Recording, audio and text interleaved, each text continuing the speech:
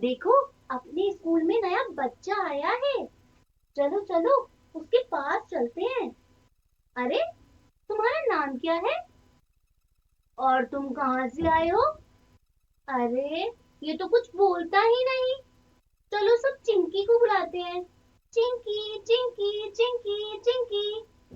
चिंकी चिंकी, अपने स्कूल में नया बच्चा आया है। वो तो कुछ बोलता ही नहीं। रुको तुम सब, मैं देखती हूँ। अरे, तुम कौन हो? तुम्हारा नाम क्या है? त उ ग। अरे बाबा, मैंने तुम्हारा नाम पूछा। तुम्हारा नाम क्या है? च प च च।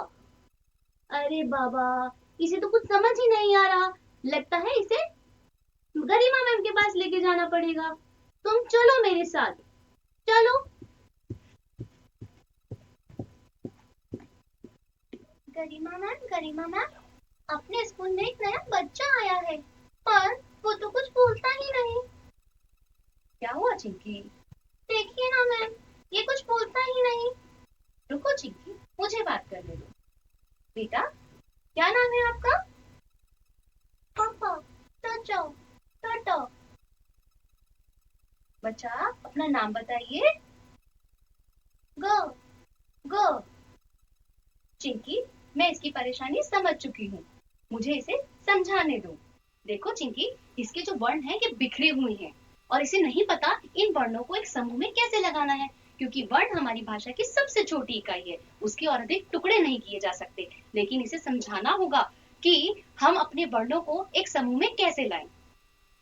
जब हम वर्णों को एक व्यवस्थित समूह में लगाते हैं और वो एक स्वतंत्र इकाई के रूप में हमारे सामने आता है, तो वो शब्द कहलाते हैं। और जब हमारे शब्द हमें प्राप्त हो जाते हैं, उन शब्दों को हम अपनी भाषा में प्रयोग में लाते हैं। और तुम जानती हो चिंकी, इसके तो ये शब्द भी जगह जगह बिखरे हुए हैं। जैसे देखो, तालाब, किला, कमल। हमें इसे ये भी समझाना होगा कि हमें इन शब्दों को भी एक व्यवस्थित क्रम में लगाना है और उसे एक सार्थक इकाई बनाना है। जैसे कि इन बिखरे हुए शब्दों को जब हमने एक क्रम में लगाया, हमारे सामने एक वाक्य आया, तालाब में कमल खिला है।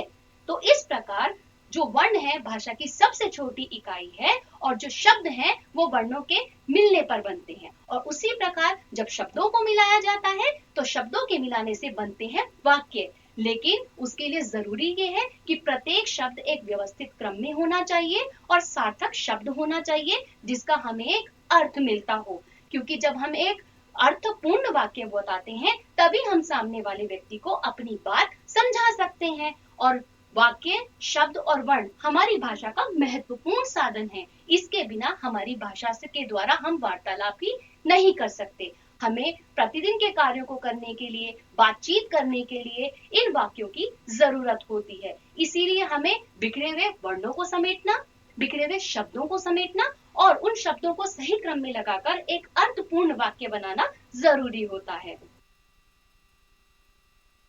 अब मैं इसके आगे तुम्हें एक चीज और समझाती हूँ। जिस प्रकार हमारे शरीर के अंग होते हैं ना, ऐसे इस वाक्य के भी दो अंग होते हैं।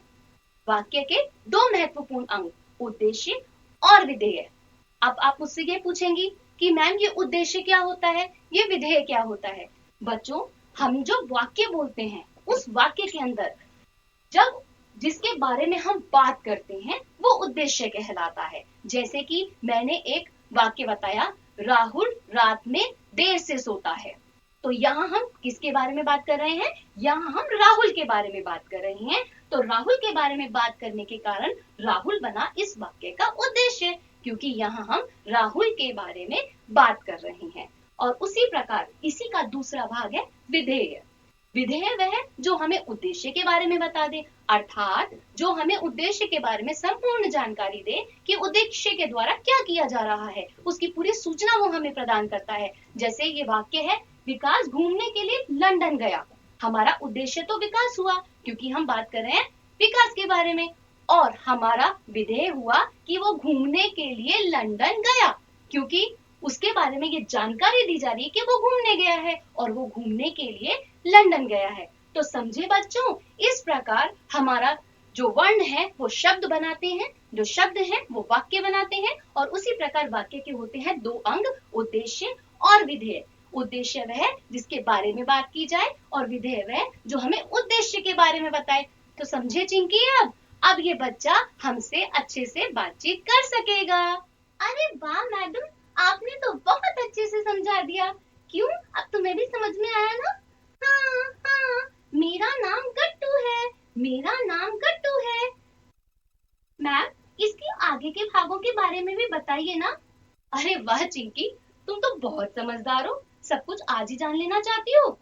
सब कुछ जानने के लिए तुम्हें डेली स्कूल आना पड़ेगा बिना छुट्टी किए, तभी तुम आगे के इसके भागों को जान पाओगी। समझी?